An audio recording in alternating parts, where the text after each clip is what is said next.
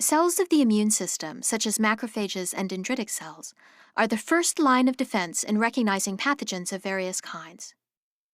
These cells have developed several kinds of receptors for recognizing different kinds of pathogen-associated molecular patterns, known as PAMPs. There are different classes of these proteins that recognize different types of PAMPs. Toll-like receptors, or TLRs, are composed of multiple leucine-rich repeats that are useful for recognizing various PAMPs. TLRs are membrane-associated proteins.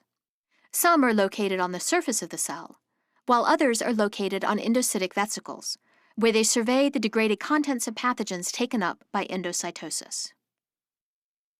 Each member of the TLR family recognizes different kinds of PAMPs.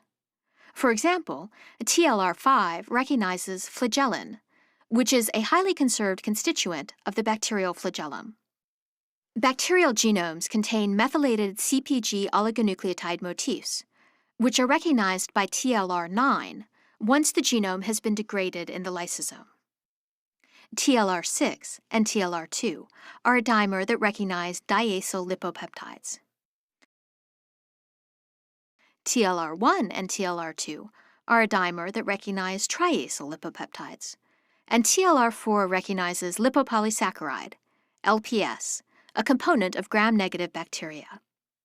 Like TLR9, TLR3 and TLR7 are located on endocytic vesicles and recognize double-stranded RNA and single-stranded RNA, respectively.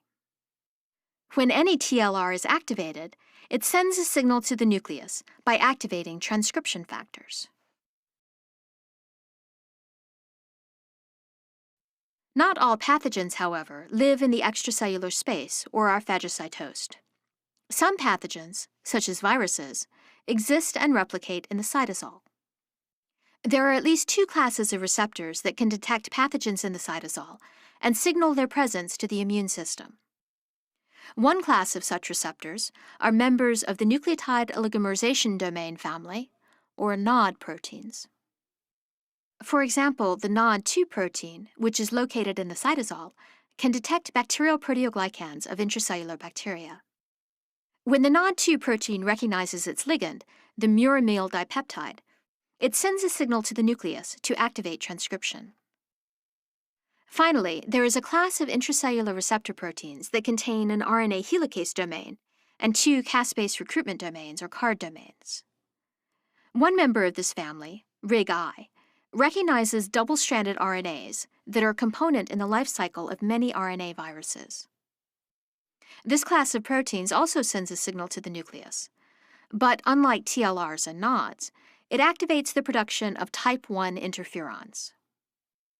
In all, the toll-like receptors, NOD proteins, and the RNA helicase CARD domain family provide the innate immune system with the ability to detect both extracellular and intracellular pathogens and to activate an immune response against them.